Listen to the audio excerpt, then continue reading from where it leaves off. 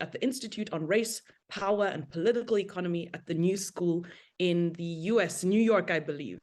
So I'll hand over now to Grieve. Tell us a little bit about the study. Why are you doing this? Why are you interested in this? And you'll be given 15 minutes. Over to you, Grieve. Thanks, Mika. Thanks for that warm introduction. I always like to clarify, I work for the New School, which is in New York City, but I spend most of my time in Lusaka, Zambia, where I'm talking to you from today. Yeah, so thanks so much, Mika, for the warm introduction and for facilitating this conversation on the important topic of debt on the African continent.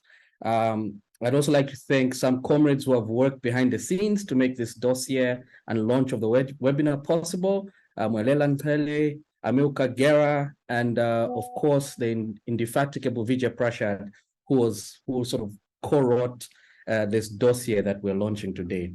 I want to welcome, a special welcome to two comrades from the Collective on African Political Economy, Cristal Simeoni and Brian Kamanzi, who are going to also be in conversation with me about this dossier. And I'll say a lot more about what CAPE is, the Collective on African Political Economy, in a short while. So thanks to them for joining us and just having a conversation with us about this dossier.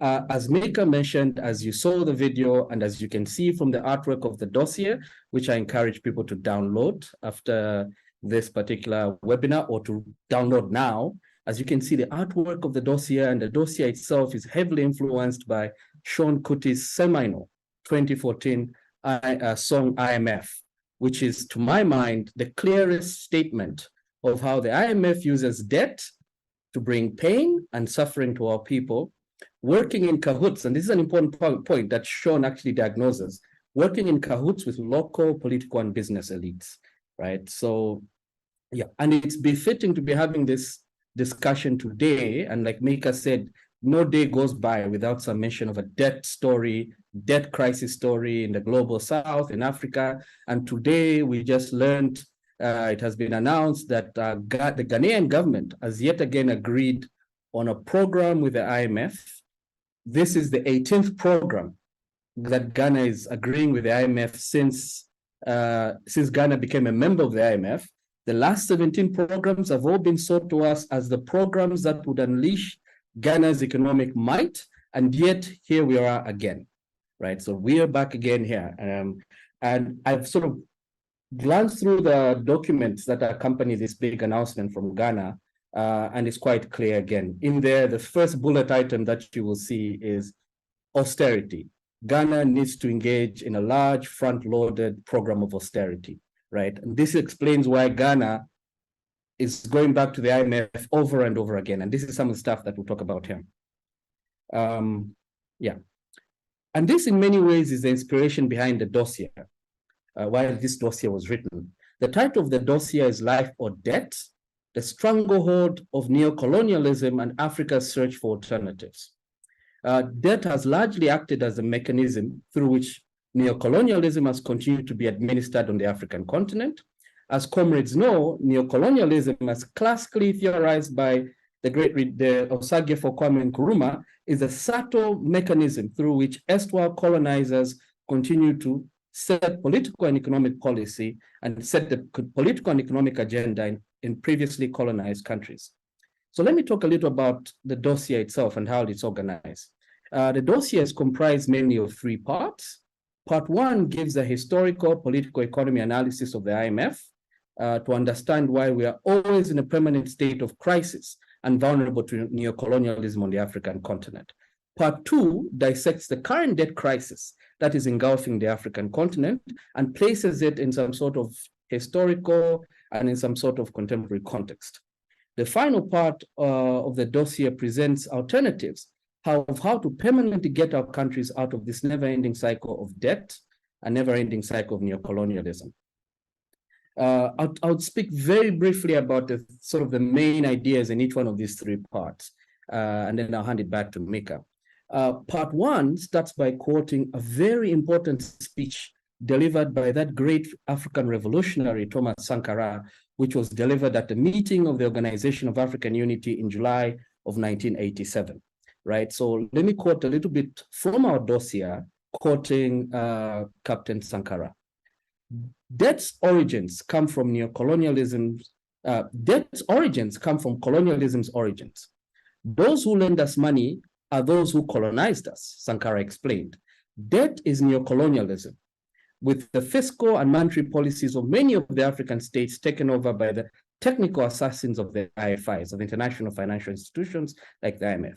Debt is a cleverly, this is Sankara now, debt is a cleverly managed reconquest of Africa aimed at subjugating its growth and development through foreign rules, Sankara continued, with the IFI setting policy by using the debt as an instrument to demand structural adjustment of domestic finance ministries and central banks. So this essentially, Sankara's quote and Sankara's analysis is on point, because Sankara here is trying to illustrate the reasons why we are always in a permanent state of debt crisis, the reason why we are always vulnerable to neocolonialism, right? Sankara says that the origin is colonialism, that the origins of debt are sort of steeped in colonialism. Those who extracted from us are the ones who lent to us. And when they lend to us and this debt builds up in an unsustainable fashion, the policy solutions that come from the IMF and the other IFIs are really anchored on this idea of austerity, which means we're going to make sure that this debt becomes unsustainable. And at the same time, we're going to make sure that you can't grow yourself out of this debt so that you continue going back to us ad infinitum. And in that way, we maintain control of your economies. Surely, this is the 18th program that Ghana has with the IMF. Zambia has had 14 programs.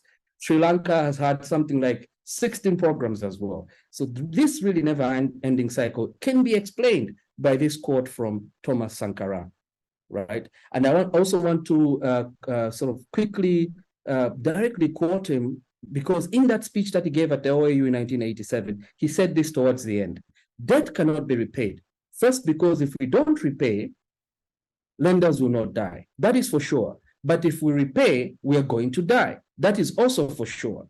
Those who led us to indebtedness gambled as if in a casino. As long as they had gains, there was no debate. But now that they suffer losses, they demand repayment.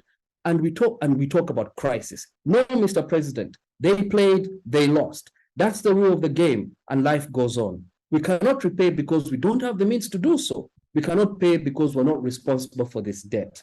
Right? And this is, again, this is an excellent analysis.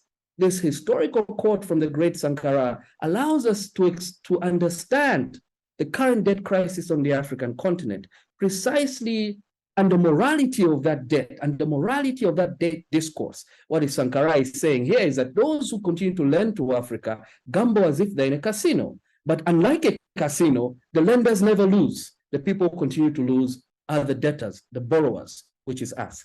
So basically, part 2 of the dossier now tries to explain, again, riffing off this quote from Sankara, tries to explain the origins of the current debt crisis. Why is Africa in the current state of debt? What are the major drivers of that debt? And essentially who's responsible? And this is an important topic to get into, given this contemporary debate about China and China's debt trap diplomacy. I think folks have been hearing this, that China is largely responsible for the debt crisis that's engulfing the African continent. But what we discover in part 2, through careful analysis of debt, of countries' debt statistics, we find that the story is rather complex. If anything, the biggest drivers of the current debt crisis in Africa are private Western financial outfits, Western banks, Western hedge funds, and mostly lending at the behest of the IMF and other allied international financial institutions. And really, again, and then one might want to ask the question, but why are African countries borrowing in the first place? Can they not just borrow, right? A big part of it, again, Sankara's quote, it's steeped in colonialism, right? Colonialism really dealt Africa a bad set of cards, particularly as it relates to infrastructure, right? As we all know, the colonialists only built infrastructure that facilitated extraction and exploitation of the continent. And this is essentially what the first post-colonial independence leaders inherited. And this pattern, because of this cycle of debt, boom, bust, it's been very difficult to close these infrastructural gaps, which are really late in history in this particular way. So essentially, many of our countries are forced to borrow, want to borrow to plug infrastructural gaps, but then they find themselves in this trap where can't raise the money domestically, and then they have to find it from all these Western financial outfits. So that's what part 2 does, dissects the current debt crisis, who's responsible, what do the statistics say? It's not true that it's China trapping these countries in a perpetual cycle of debt. If anything, what is true and what has been true through history is that Western institutions, whether they be private or whether they be multilateral entities like the IMF and World Bank, have been the ones that have been trapping our countries in this perpetual cycle of debt. Okay, so I want to talk a little bit about part 3, and then I'll hand it over back to Mika. Part 3 then presents alternatives, right, and solutions. What are then the solutions? How can we cut this Gordian knot of a permanent state of debt and a permanent state of infiltration via neocolonialism, right? And what we do in part 2, we do several things. One of the things that we do in part 3, what we do in part 3 is we insert in part 3 a clarion call from the Collective on African Political Economy, which essentially the clarion call's tagline is IMF is never the answer. Some people may think IMF can be the answer, but for us at CAPE, we're quite convinced that IMF is never really the answer for some of the reasons that I've just discussed above. So really, essentially, in a nutshell, what we're trying to do in part 3 with solutions, and if you think about it, if the problem is debt, if the problem is an absence of sufficient resources to build infrastructure, how can we get ourselves out of this problem? So we have solutions in there about, for example, seizing some of the assets that are held in illicit tax havens. Many of these tax havens are thriving at the expense of many countries in the global south. And as of 2010, for example, these tax havens were holding a total of $32 trillion. This is money that's been drained out of Africa, drained out of the global south. We need to get our hands on that money, right? One of some of the things that we're also talking about when it comes to solutions is we're sort of building the capacity and of some of our tax departments to make sure that this money is not spirited away to tax havens. Some of the things that we're also talking about in the solutions part of our dossier is we need to build genuine Pan-African development banks that can engage in this proper task of financing development in a just, humane, brotherly, and sisterly way. The African Development Bank, which plays an influential role on the African continent, in our minds, is not fit for purpose.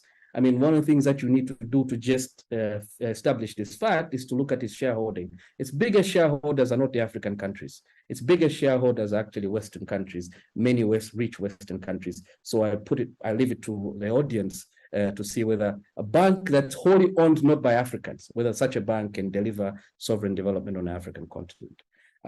So essentially, Mika, in a nutshell, that's what our dossier does. This is why we wrote the dossier, and we hope that it becomes an important document in sparking debates about how do we make some of these alternatives practical, how do we implement them, and I'm looking forward to the conversation that we'll have shortly. Yeah.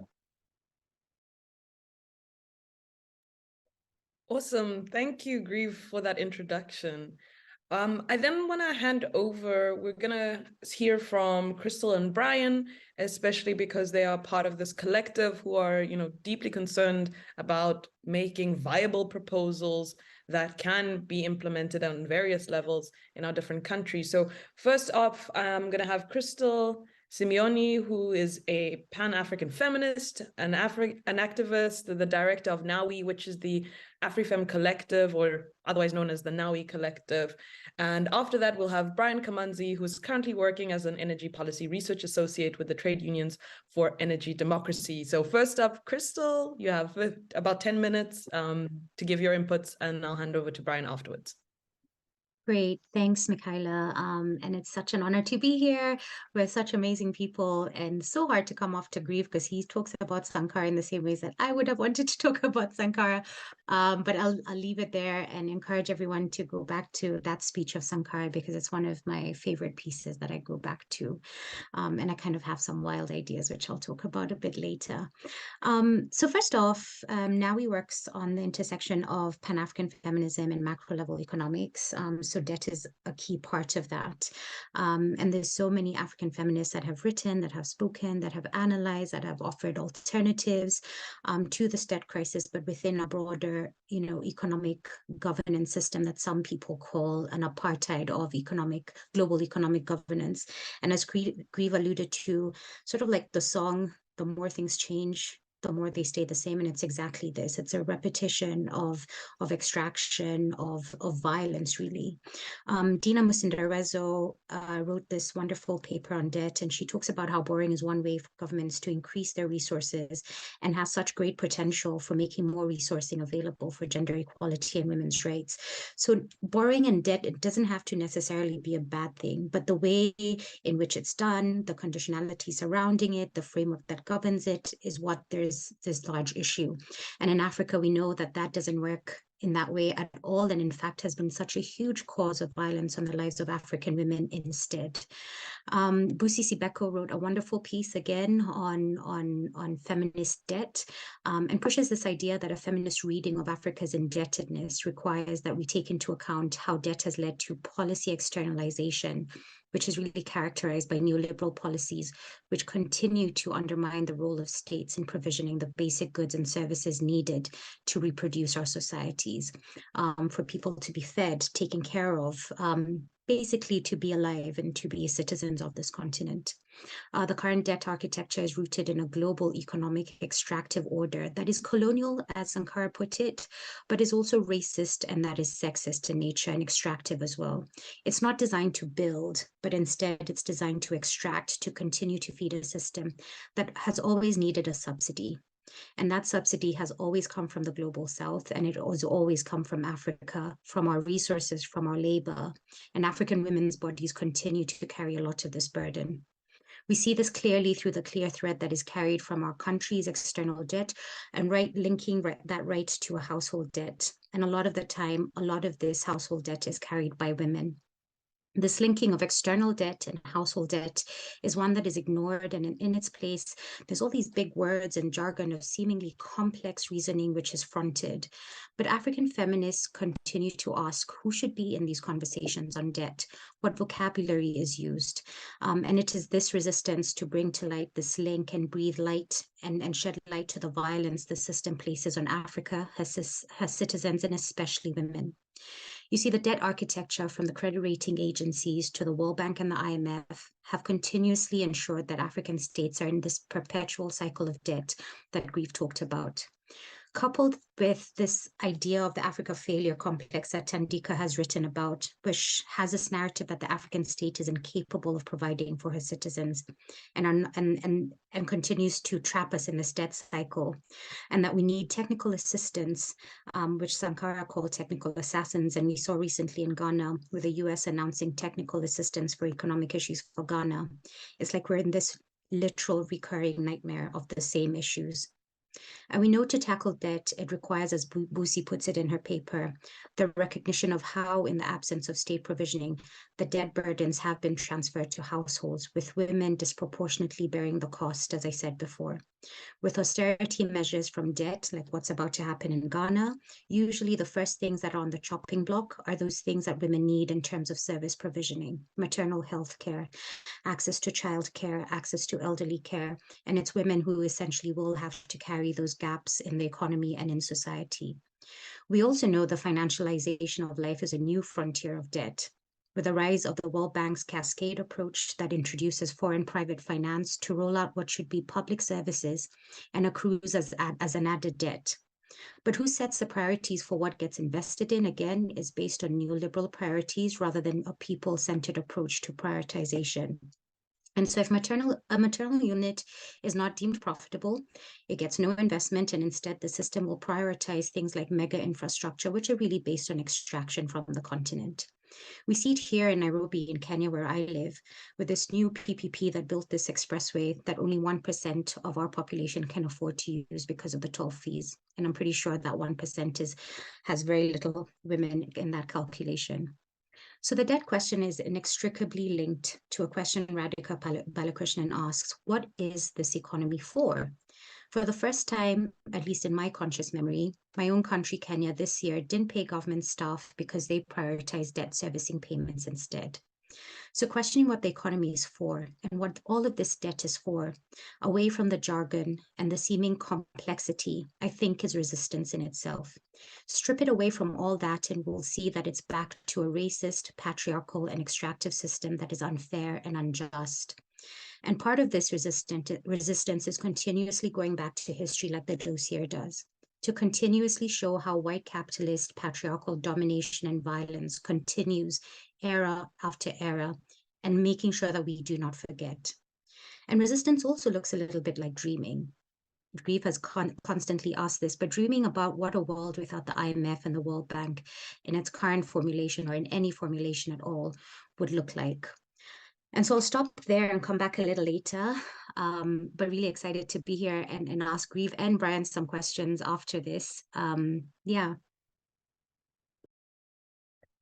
Thank you. Thank you so much. I mean, I already have a bunch of questions for you, but I will suspend them for now and hand over to Brian for your contributions. Thanks. Yeah, my mind is now spinning as well. Crystal has disorganized me. But I want to complement some of the points that have been raised. And actually, when Grieve spoke to me about being part of this panel, I was actually thinking about a quote from Kwame Nkrumah where he proposed a definition for neocolonialism from his book, Neocolonialism, The Last Stage of Imperialism. This is the second part of the definition. The neocolonial state may be obliged to take the manufactured goods of the imperialist power to the exclusion of competing products from elsewhere. Control over government policy in the neocolonial state may be secured by payments towards the cost of running the state, by the provision of civil servants in positions where they can dictate policy, and by monetary control over foreign exchange through the imposition of a banking system controlled by the imperial power. Now, of course, the definition that Nkrumah had developed was really, in part, an explanation or analysis of what was unfolding as his regime was beginning to collapse. That project, Nkrumah's project of modernization, of building a new, newly independent Ghana, actually contained within it a very delicate balance or a gambit that Africa could have a relationship with the West and Western capital that could be used in a subversive manner to kickstart an industrialization process, which could then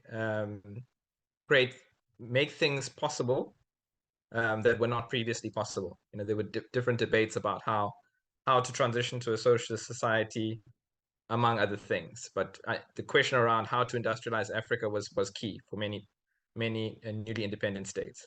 So Nkrumah's gambit, you know, electricity is something that's been very, very close to my current work at present. Electricity was very central to Nkrumah's Nkrumah's challenge or Nkrumah's gambit, and actually maps very closely with some of what Crystal has been talking about.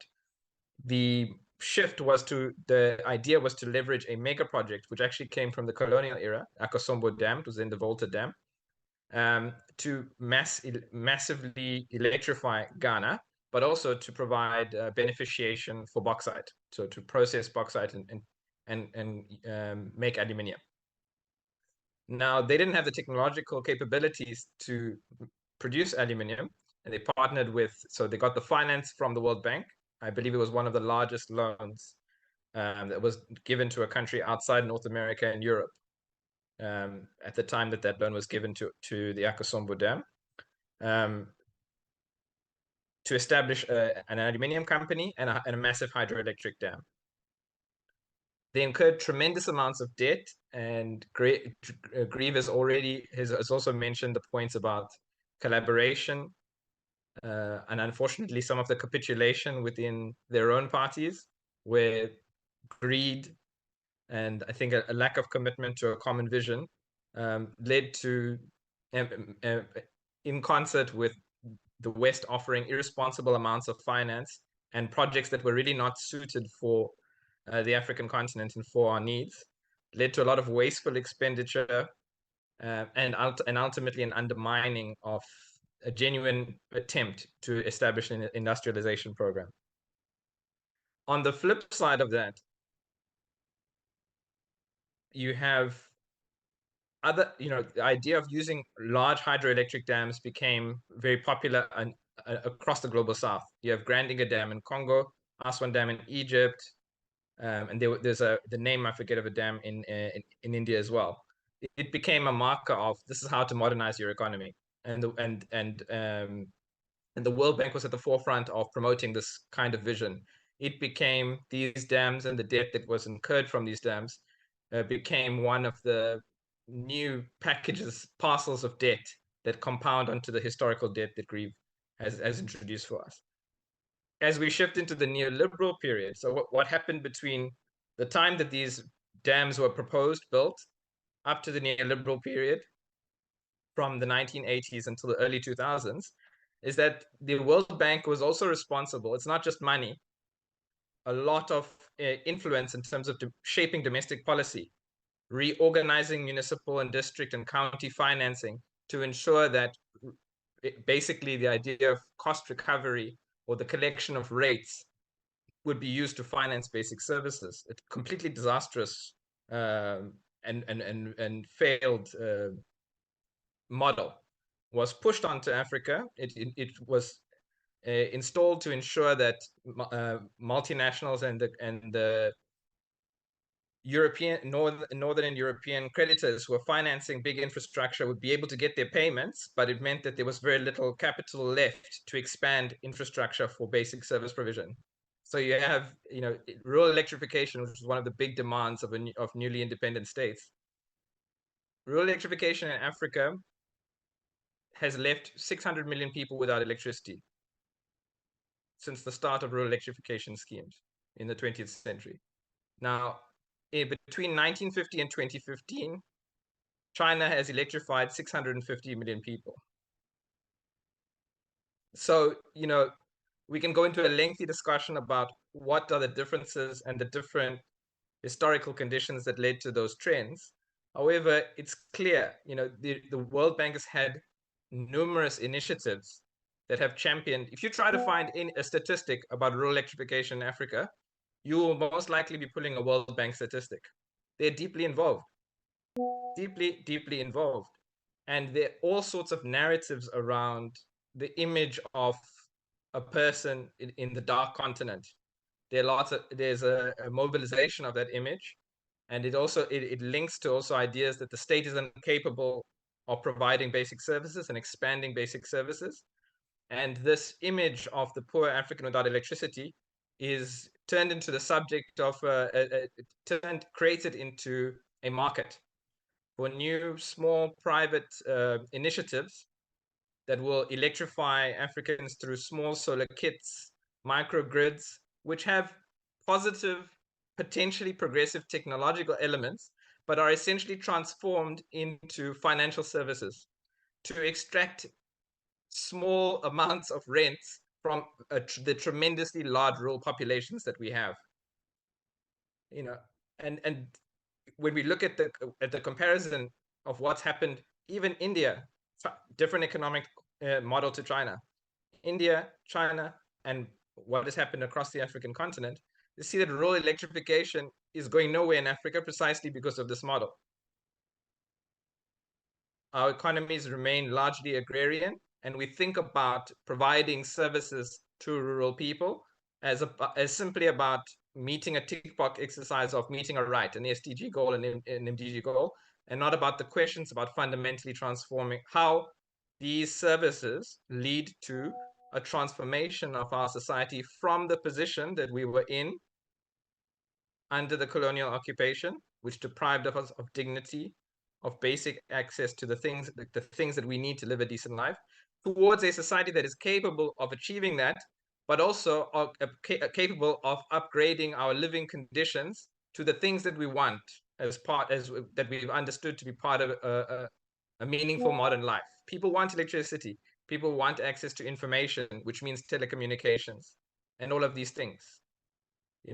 So I'll come back later, but just to say that this is an extremely material discussion and the implications of what Crystal and Grieve are saying are felt so deeply within the very roads, pipes, and cables that run through the continent. Thank you so much, Brian. I mean, I'm also taking so many notes as well, and things are sparking. The example you mentioned about Ghana, I remember I wasn't there when the coup happened in Ghana in the 1960s, but I remember reading about how in 1966 you had all these huge news headlines coming from the US saying Ghana is in a debt crisis. They have this disproportionate amount of debt. But what was not said was, where was that money going towards? It was these infrastructural projects that dam project not only was about electrification, but it was about how do we restructure this water source in the common interests of the people around it? How does fishing become reorganized to serve people's needs, etc.? So I love that you raised that example, because it's a historical reference we need to revive and place accurately in what it was trying to do. Okay, so whoever's watching on YouTube, please feel free, if you have any questions, please do share them and I can direct them towards the panelists. But maybe we'll open with a couple of questions, and I know that Crystal is after my gig and wanted to ask some questions too. So I'll give you a moment to ask your fellow, your comrades and colleagues about it. But one I would like to ask broadly, and it can be kind of short, but we've mentioned colonialism and the historical legacy, the historical burden of colonialism. But could maybe, Grieve, if you could just give us maybe a few examples that are mentioned in the text itself about what were some of the precise steps, the preceding moments when we talk about the role of colonialism in the debt crisis today. What were some of the steps? You know, you mentioned the Treaty of Versailles, you mentioned that guy who we throw around a lot in academic circles, this Keynes guy. But what was the historical moment, and how did that build the kind of foundation in which we have a current system, which I'm going to say the big C word, a capitalist system that has certain principles that are reproduced over and over again? If you could give us a little bit about that.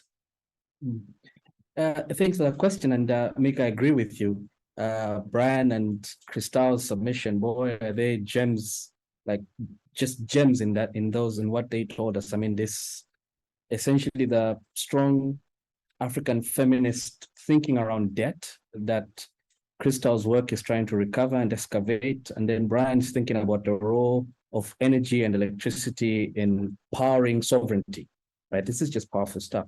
I mean, the most important thing to understand about history is essentially how were we integrated into the world capitalist system? It was through colonialism, right? Essentially, the African continent and African people were integrated into this world exploitative, extractive system of global capitalism through colonialism. And in a particular way, we were integrated in a particular way, right?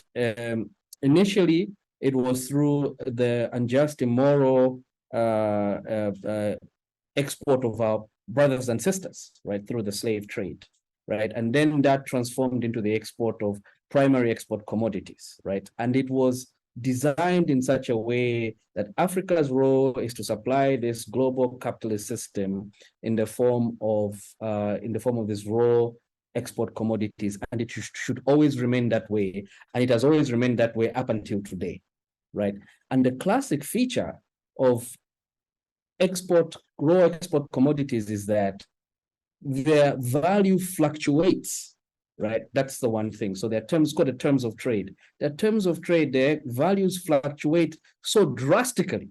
And in fact, a big driver of economic performance on the African continent is not our incompetence, and Crystal invoked the work of the great Tandika Mkandawire, but actually it is this fluctuation in the price of export commodities on the global market. And this is why Nkrumah, for example, is trying to industrialize. Because when you industrialize, you could then export manufacturers, which insulates yourself from this. But our attempts at industrializing are always thwarted by debt, thwarted by neocolonialism. So this is important to understand. And often what happens is that when the price of export commodities collapses, you are in trouble. And what you do is you run to the IMF to borrow. And then at the same time, the IMF and the World Bank will tell you that, oh, guys and girls, We've run our numbers. The future looks bright for copper. The future looks bright for cocoa.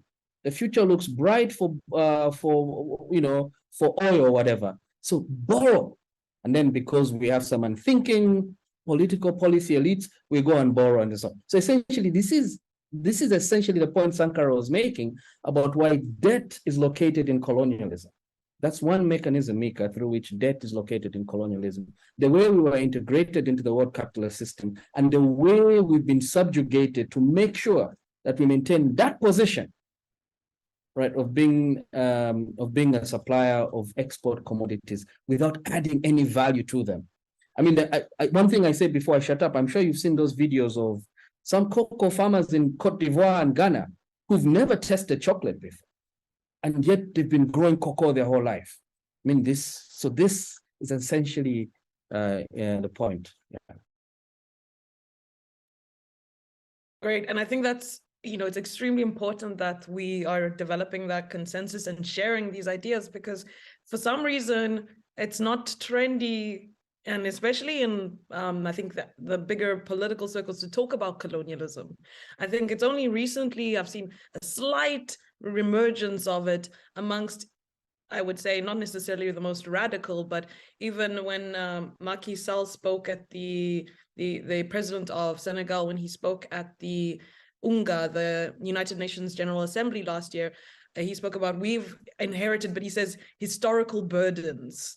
And so it's, people want to kind of jump around the questions. I think it's extremely important what you have all been doing in raising that question.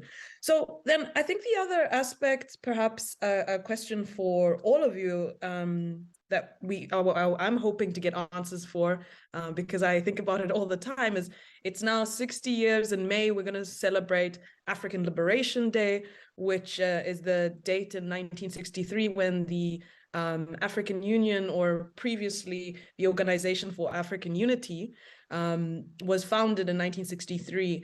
And of course, when, as some of you might know, when it was formed, it wasn't necessarily a magical moment where everyone had consensus. There were real factions and splits between more radical groups who were more moderate, and groups who basically wanted to stay with their former colonizers, and didn't necessarily have that political consensus as to what it needs to be done on the continent.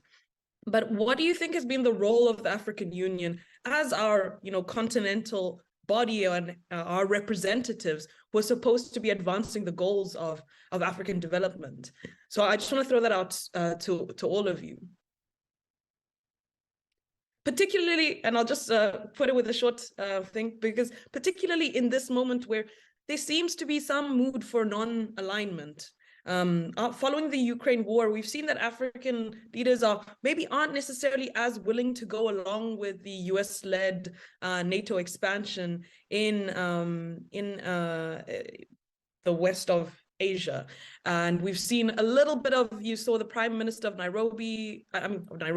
Prime Minister, sorry, of Namibia, I saw your face, so I said Nairobi, but the Prime Minister of Namibia earlier at the Munich forum, I forget the full name, the Security Forum, basically said, why are we funding war when we actually have basic things, material things, as Brian said, that we need to be channeling our funds to? So given the historical context, what do you think, as well as contemporarily, since there seems to be, maybe I'm wrong, a mood for non-alignment that could possibly put Africa in a better place to leverage its needs and its demands, particularly with the rise of China and basically the space we've been given to choose not the, predatory, I would say, debt trapping IMF loans, but actually have different sorts of loans and investments that aren't based on conditionalities, on privatizing your, common resources, and that have, different funding structures that aren't necessarily high interest rates, longer repayment processes.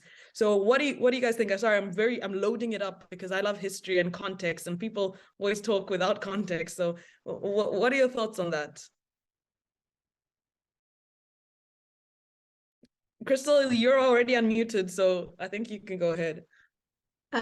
Wow, that's a heavy question. And I don't know if I am as hopeful as you are, Michaela.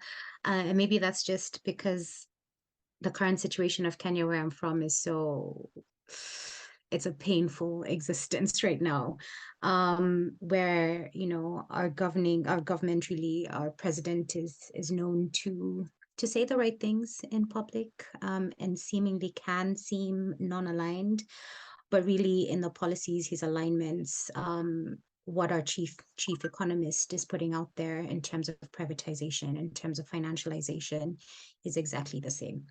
It's completely still aligned with following the World Bank, following the IMF, following Washington in, you know, at the very heart of it. And I continuously ask this question, like, what is all of this for if the economy is not at service of life, if not at service of citizens and people? There's a big question there. And I think, you know, you spoke about the OEU and the AU, and I think as much as I'm very disheartened and like lacking in any hope, you go to an AU meeting and you just want to, I don't know, slit your wrist sometimes. They're ours. And our liberation can only come from our collective action and our collective demands and resistance. And so it's up to us to continuously push them. And I think that resistance will only come from a groundswell. It will not come from a group of policy analysts, you know, writing documents. That's a part of it. But up until the point that we can make the correlation between the systemic, abstract theorization, you know, world and our everyday lived realities in our lives, we all have groups that, you know, there's money being raised to send someone to hospital, to send someone to school, to survive. And those survival questions are what needs to be front and center in these conversations. But there's a history, like Grieve says, right? There's a history of extraction from not just colonial days, but from the slavery days. I think there's a calculation of slavery was a 222 million hours of unpaid labor into a global North economy. Calculated at today's American minimum wage, it's $97 trillion of an injection, right? And they uphold this by saying it was an industrial revolution. There was no revolution. It was extraction, and violent extraction at that. That $97 trillion, that 222 million hours also doesn't take into account women's labor, who fed slaves, who took care of them, who birthed them. All of that is not calculated, and it's an important calculation to have. And so questions around making sure that we don't let go of this history, this violent history that continues to perpetuate, it just wears different clothes. Will call itself the IMF, but it's really a slave ship, right? It's exactly the same. And I think we can't let go of that. We, you know, that amount, 97 trillion, if you look at, Grieve spoke about illicit financial flows, and the Africa group within a global economic space has been pushing for a more democratic space to negotiate tax framing. And that language and narrative is really key to this. So if you look at the map, the Transparency International map of the world's most corrupt countries, it's all red in the South, right? We're the most corrupt. And that's a narrative that we're fed. You're where you are because your leaders are corrupt and you're just incapable of governing and taking care of yourselves. But in this IFF amount, which I think annually we're close to $90 billion a year that we lose in terms of illicit financial flows, only 5% of that is through corruption. 65% of that is through commercial activity. It's through multinationals, largely global North multinationals operating in our jurisdictions, leaking this money. We get a little bit less, or, you know, about half of that in development finance. So simple math, we can run this show by ourselves, right? And so language matters. Are we corrupt? Are we being, you know, what are we pandering to? Whose narrative are we pandering to? And to do that, we must hold on to our history. We must continuously make the links from these big, seemingly abstract, very jargon-heavy, seemingly complex systems, and bring it back down to people and to our lives, and how the economy must always be in service of life. So my little idea actually for that I spoke about in the beginning was I wish we could have like a VR video of like Thomas Sankara, Nyerere speaking about all these things that they so passionately spoke about, centering African lives at the heart of their development policies, at the heart of their economic policies. And I don't know, place VR goggles on at the desks of every delegate at the African Union and see if that inspires something, because for goodness sakes, we need some consciousness building in that space that was built by the Chinese. We need to take it back. We need to reclaim it. And so for Africa Liberation Day, man, I hope everyone reads Sylvia Tamale's book, Afrofeminism and Decolonization. It's such a central piece to understanding where we've come from, what the problems are, and also reimagining a Pan-African as a feminist analysis and feminist approach at its heart, because it might not have been there in the 70s and 80s, but I think there's a reemergence of it. And I think feminism and African feminism lies at the heart and the root of it. And I'll stop talking now. I mean, I could listen to you talk all day. It's both factual, data-driven, and highly analytical. So I really appreciate that. Brian, I don't know if you want to jump in with a few comments before the next questions. Yeah, I mean, I think for me, in short, I think we have to think of some of these structures as being their representation of the balance of forces. So in as much as they are horrible, it's a reflection of where we're at in terms of the state of the organization of progressive sections of our society, the state of working class organizations, the state of rural communities, peasant organizations, those who are advocating for more deeper structural transformation. Africa, we've had a lot of assassinations of leadership, lack of resources, demobilization in the post-independence period. So I think that Crystal is right. These structures are ours. They represent some of the forums where people can raise issues. We also have to acknowledge that we're in a substantively different historical moment to what Nkrumah and Sankara were. I was listening to a lecture from the late Simeoni the other day, and he said he made quite an outrageous statement, but I see what he was saying.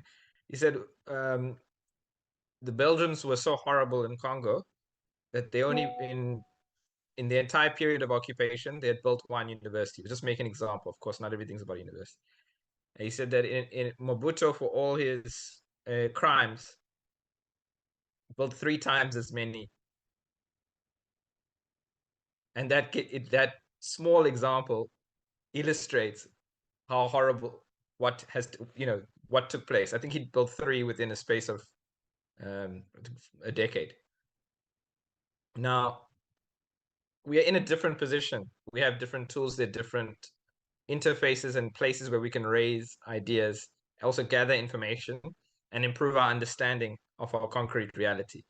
And I think that's the part where we all need to be, I think for the most part, we're mostly no heads of state on this call, for the most part, regular people, not in major decision-making positions in our society.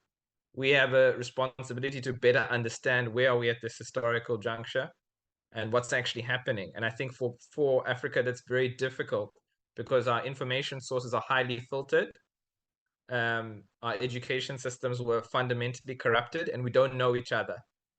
And for all its problems, spaces and some of the subcommittees within African Union facilitate spaces for cross-pollination. So you can anticipate that there will be horrible things that come from that and positive things that come from that. And we hope that the progressive sections of society can use what is positive to build something that can last. Thank you both. And 100% agreement in terms of, I wasn't trying to say that I'm optimistic that African leaders are going to take us out of the crisis we're in.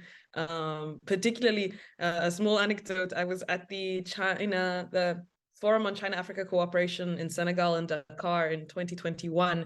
And honestly, just looking at the delegations that were brought and speaking to some of the delegation members, the Congolese one, you mentioned Congo, the Congolese, they probably had I think upwards of 80-year-olds who, are walking slowly along with part of their core. I was like, oh, what part do you work in? And she's like, oh, no, I'm just visiting. I just came with one of my friends. And this is part of the diplomatic representation that's supposed to negotiate on our behalf. So by no means am I optimistic about that, but rather as you say, what is the conjuncture we're in that might allow a small crack for us to, push through and push our demands in. And so thanks for those responses. There is some questions that are coming in the chat.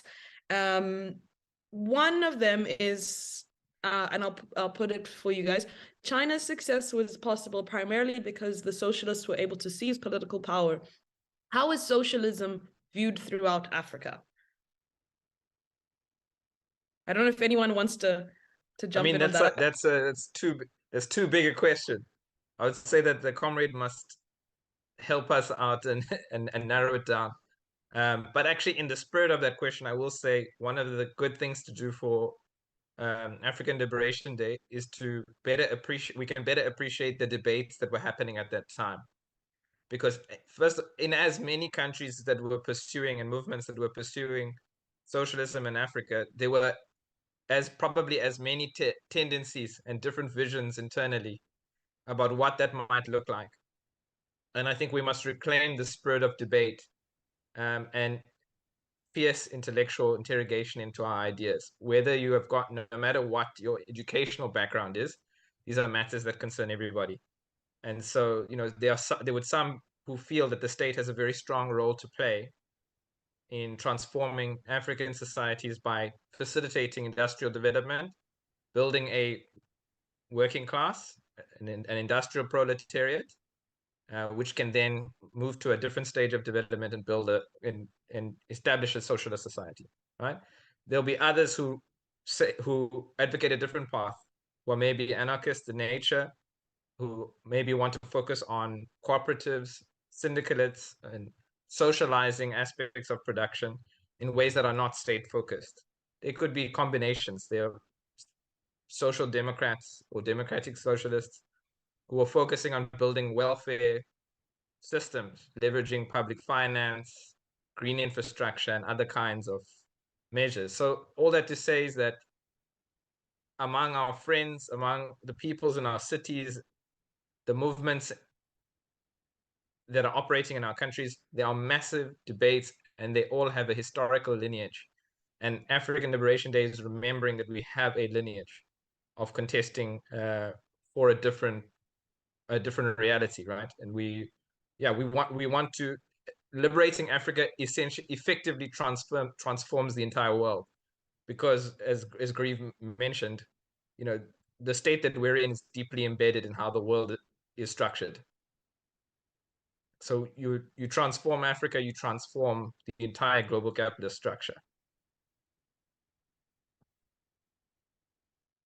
I don't know if any of you have anything on that. There are a couple more questions, but totally agree. And we can already see that the US in the last year has just woken up to the fact that if you change Africa, if you change the correlation of forces in Africa, you're going to lose your hegemonic grip on the global financial system, as we saw with Antony Blinken rushing to South Africa last year saying, you guys get to choose, but be weary of these other foreign actors who have played significant roles in shaping not only policies, but the material reality of Africans.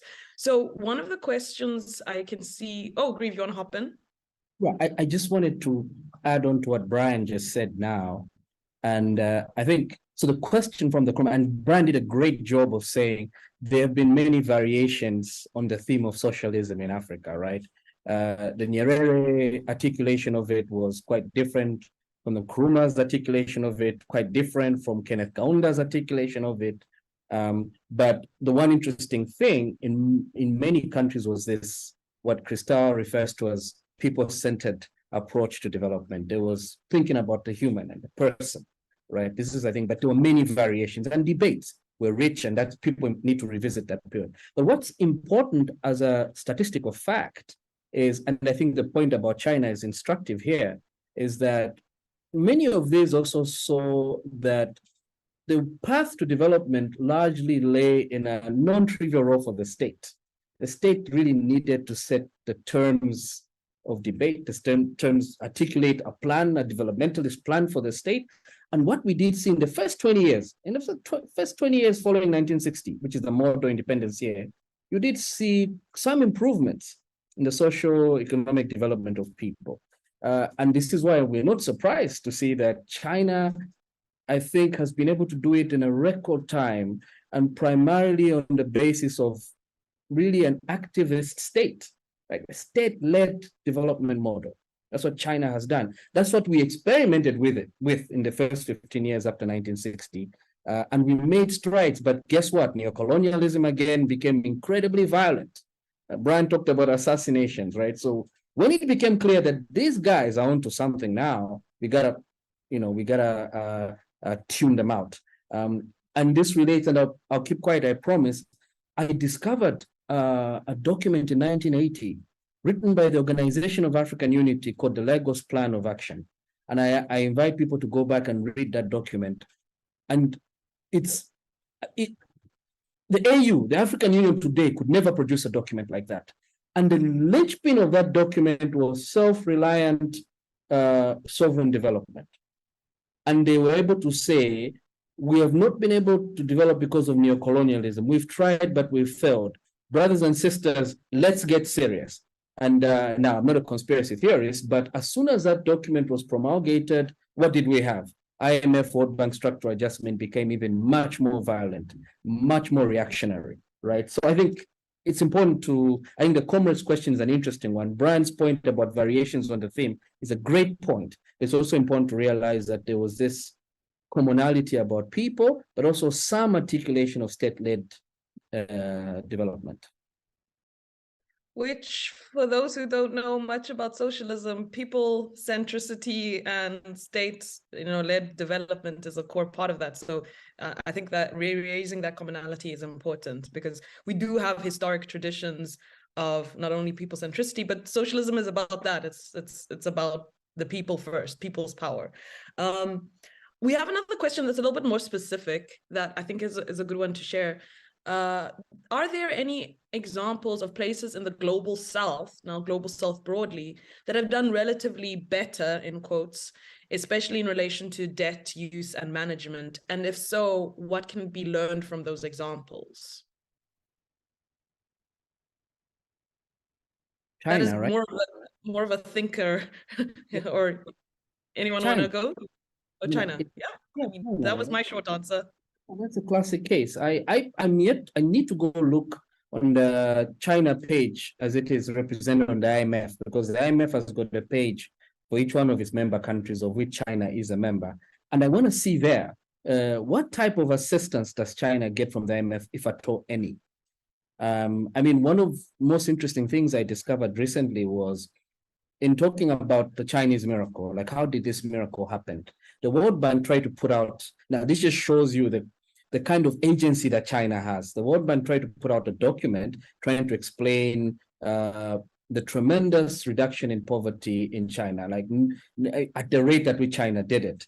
But guess what? China said, I think it's called the State Something Research Institute said this document will be co-written and co-branded World Bank and the People's State Research Institute, so that we give a properly balanced version and articulation of how it was that we were able to reduce poverty. So the point I was going to say is China. I think China is a classic example. Some countries in Latin America has got a rich tradition of reimagination, right? Some countries in Latin America have tried, they have attempted, they're a little far along vis-a-vis ourselves, but they always remain vulnerable. I think they always remain vulnerable. There's that ability, there's that aspect of vulnerability, but they've been trying. And I think many of our own thinking around how to autonomously develop is borrowed from the Latin American tradition. But I'll keep quiet, and colleagues maybe have other examples. I don't think of anything better than China as a classic case. Yeah, I second Grieve on China and on Latin America, they remain vulnerable, but I think there's also such a direct link between their resistance and social movements that are so robust on the ground. Latin American countries are able to pull 1 million people on the streets, right? And their demands from the ground up is so loud. And I think that's something that we need to borrow. And this is what I keep talking about, making sure that this links back to trade unions, to social movements, to the women's movement, and have a groundswell of people demand and like reclaim our economies. But China, yeah.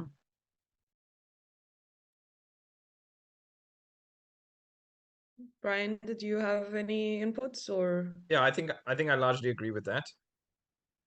So in the interest of time, we move forward. Yeah. Yeah, we have about 15 minutes, so we still have a little bit of good time on our hands, but we have a couple more interesting questions that I think we can address. There is a question in the chat that I think actually comes to one of more of the summary points that I was going to ask, but before that,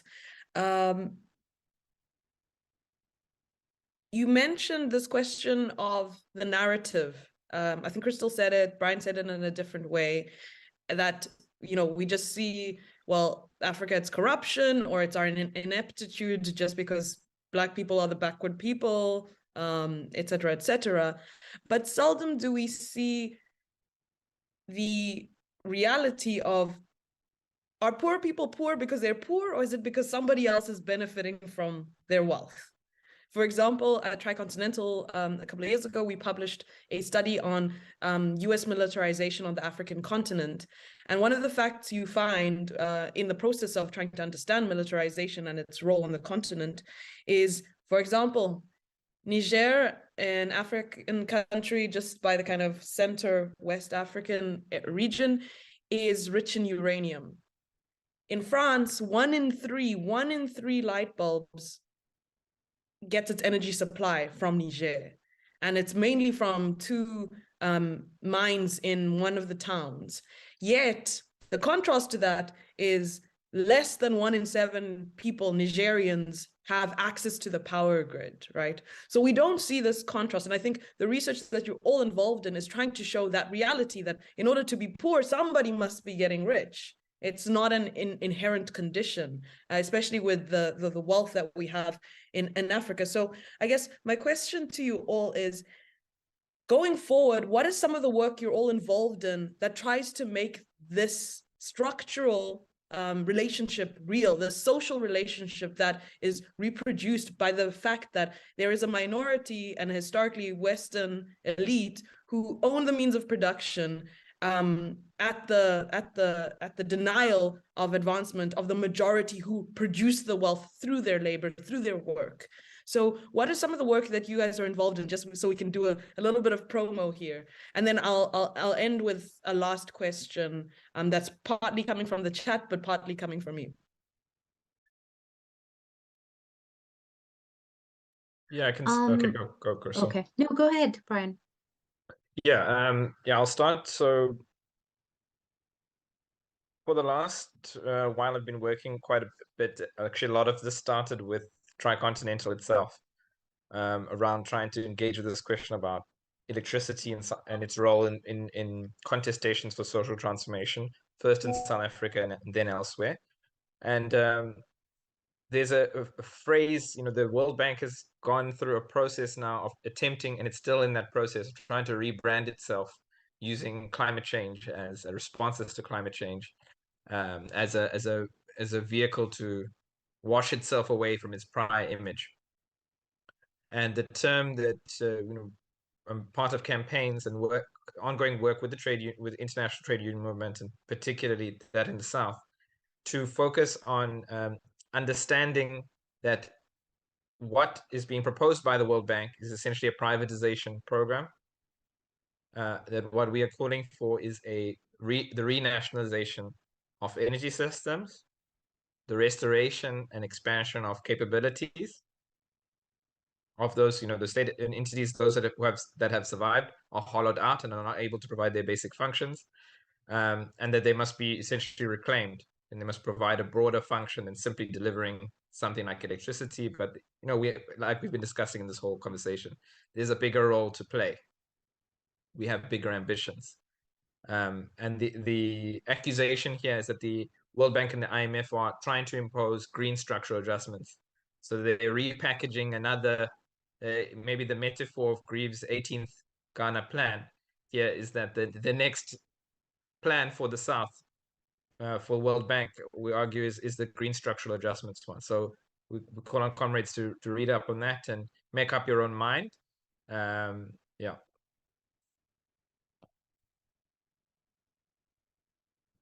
Crystal? Yeah, so Nawi, who I work with and for, we're really interested in the politics of dreaming.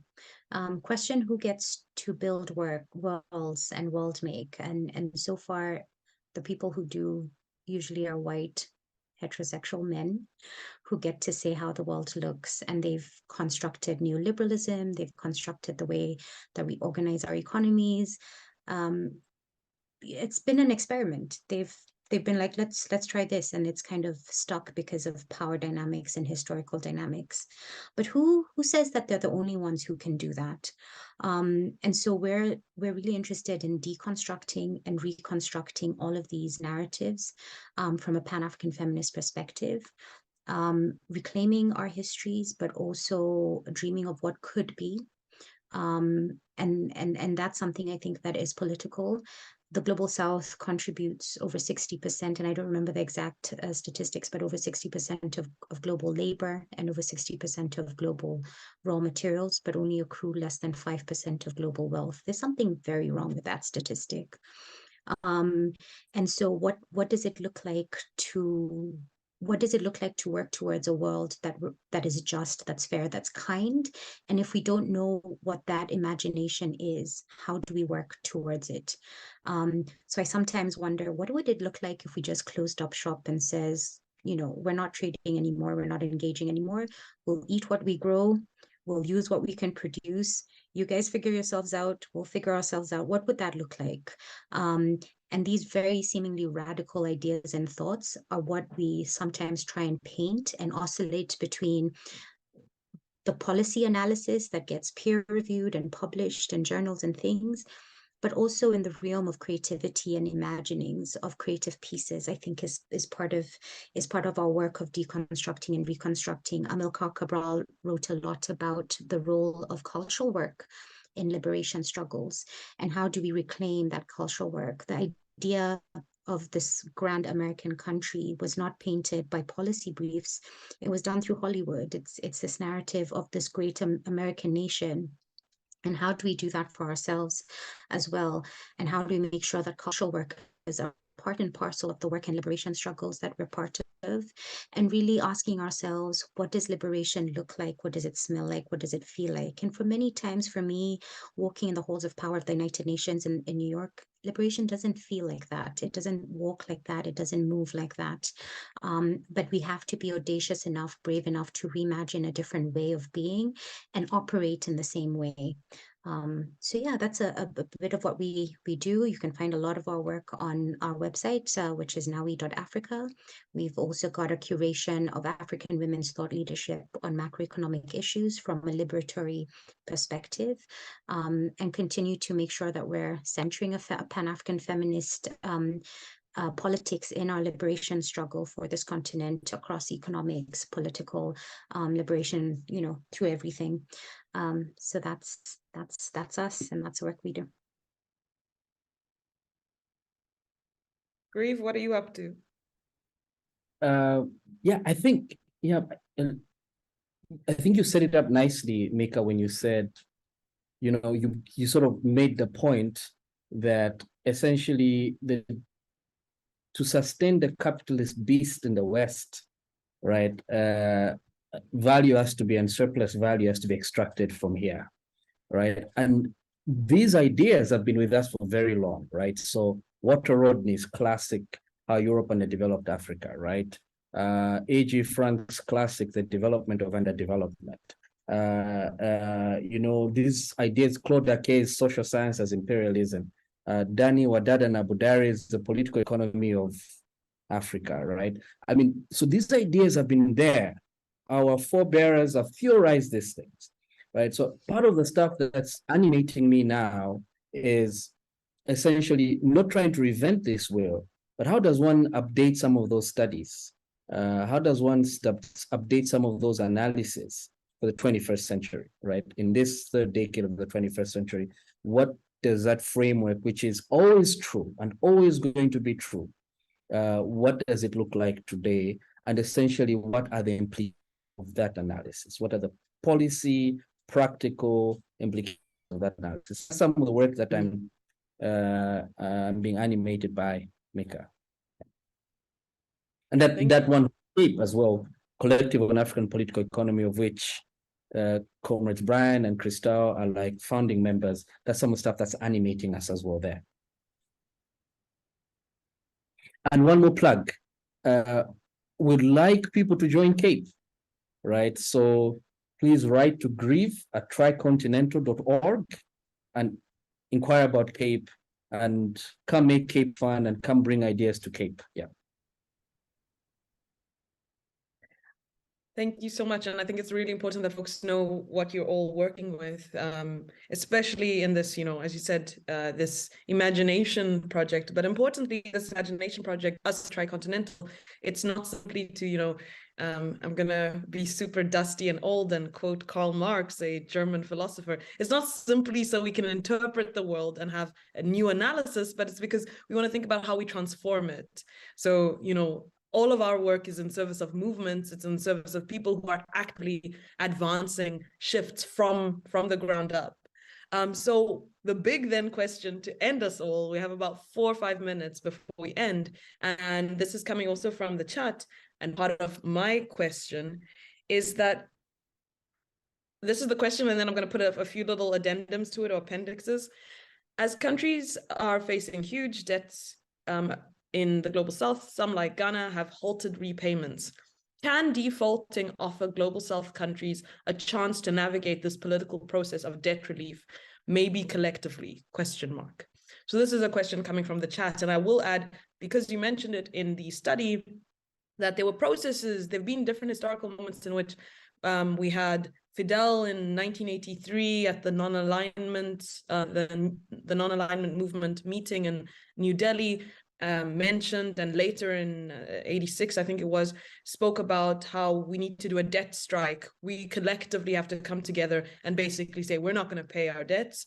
And then again, we had Thomas Sankara of Burkina Faso meaning, land of the upright people, the people who have finally stood up, also advocated that we need to create a united front against debt. And one of his, famous speeches that I think folks have already mentioned. So what do you see as some of the potential ways forward? You've given a list in the study itself, which you can elaborate on that if you want to, but what do you see as the way forward in terms of dealing with debt?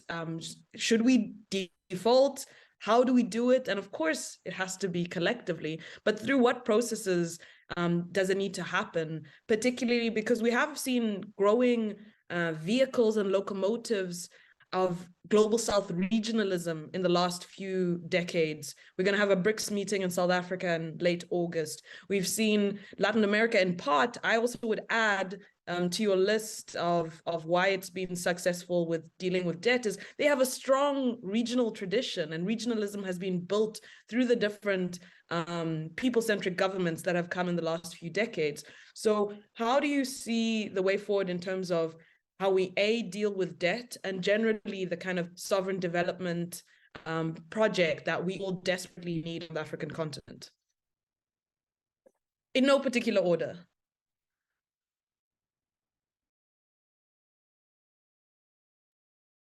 So I'm not an economist, so I'll go first. You let the big guns close us off. Look, I think for me, it's clear that there's an opportunity opening up. There's competition within the world's largest economies, that it may end in war, perhaps a conversation for another day. With this increasing they call it multipolarity, whether you subscribe to that analysis, I don't know. With increasing multipolarity of the global economy, there are also opportunities for different partners. We no longer need to borrow from the same person who colonized you to get funding and technology. You can get access to technologies from other places. So there's new opportunities. The question really for us is, are we in a position that we must all ask ourselves, do we feel we are in a position to make the best use of the windows that are opening up, imperfect as they are, with the contradictions that they entail? So with that question, I say that domestic reform is of critical importance. Strengthening local movements is of critical importance. and that must be tied to an international strategy, because we've also seen how there's a rise of, and this is all over the world, it's not a South African problem, an African problem, it's everywhere. Nationalism in its most reactionary form is undermining the basic idea that somebody else's fate is tied to mine, which is actually fundamental to what we're all talking about. When we say people-centered, it's not really, you may be within a particular country, but you'll never really be people-centered unless it has an international character. So we have to reclaim that idea. What you brought about regionalism was very important. I think that what plays out in Latin America in the next few years is going to be very interesting for us, because there is a new constellation of left-leaning, some more than others, governments in Latin America, who are expressing and gesturing towards an attitude of taking a different path.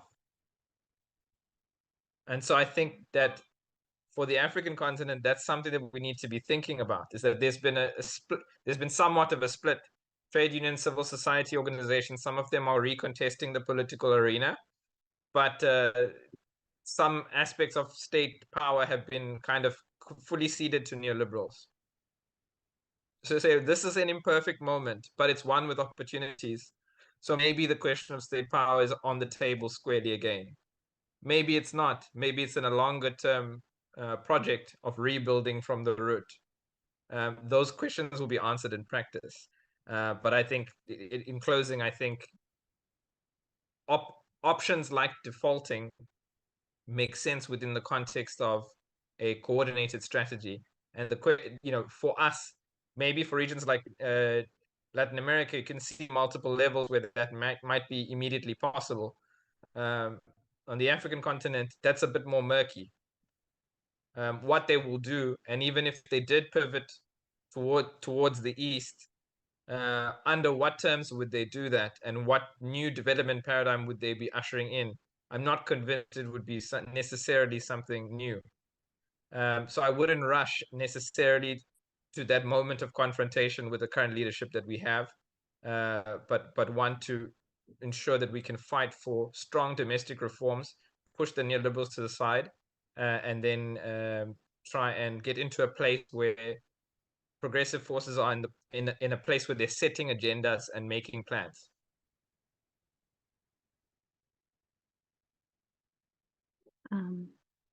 Yeah, I agree with Brian when he calls for, it needs a coordinated strategy, and I would add a coordinated political consciousness, which I don't think we have. That's a dream. I wish we could all default. But also coming from a country where we continuously and very consistently move in a very neoliberal trajectory, even when the rest of the continent is moving in a different one. That's not our reality right now, sad as it is. I think, like you're saying, there is a moment. There's something shifting in a global energy, right? And during COVID, Arundhati Roy spoke about a portal, and she says it is a portal, a gateway between one world and the next. And I think it's imperative that we're aware that there's a window, there's a portal that's opening right now, and we can use it to shift. I worry about, one, our political consciousness, our coordinated strategy, as Brian puts it, but also this idea of regionalism, as we can see in Latin America. For us, our regionalism is so heavily steeped in a neoliberal agenda. If you look at our finance ministers, central bank governors, and how many of them are ex-IFC, ex-World Bank, and what informs their worldview, what informs their thinking, what informs their consciousness of this continent, and what we need is really worrying. And so if you look at regional attempts at things like the African-Continental Free Trade Agreement, which has been lauded as this big Pan-African dream, but the devil is always in the details. At the heart of it, it's a free trade agreement, right? It takes away, tariffs, it takes away labor protection mechanisms. Again, it'll be the 1% that benefit from this, and it's the 1% of African political elite that Grieve talked about that's up against us. And so I worry about that, and I'm not so sure if that's the strategy we can take. As much as being a dreamer myself, I really wish we could just all say, bugger off. We're not paying anything. Do what you're going to do. We're also not selling you anything anymore. But I think it's in the work that the Tricontinental group does. It's in the work that CAPE does. It's in the work that we're doing in world making, imagining, and holding fort on this political consciousness line that is being so heavily attacked right now. Little to add to what Christelle and Brian have so eloquently put, right? They've just analyzed it so well. I go back to the Sankara quote. When Sankara made the quote in 87, there was applause in the room I think it was in Addis. In fact, that particular session was chaired by President Kenneth Kaunda, and I read this in Ndongo Sambasila's essay.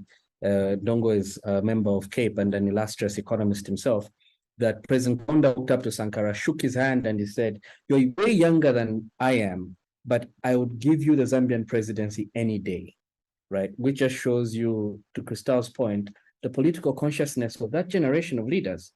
Today, a Sankara-type person making that statement at the AU would probably be laughed at.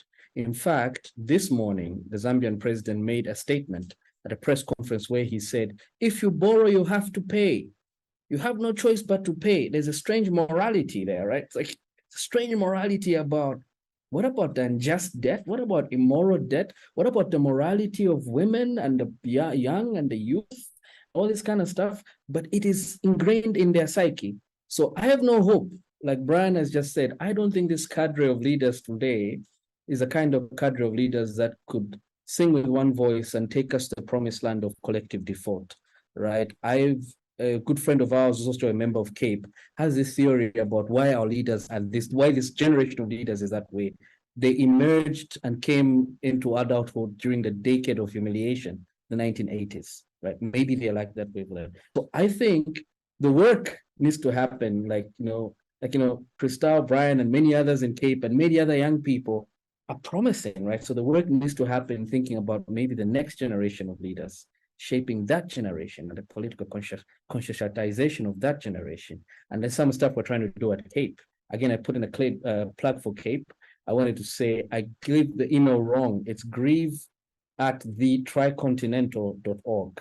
grieve@thetricontinental.org. Come join us, come join Christelle, Brian, and many others as we try to reimagine, redream, Christelle's phrase, deconstruct, destruct, and reconstruct, right? A new type of Africa. So on that sad but hopeful note, I think we conclude. Yeah.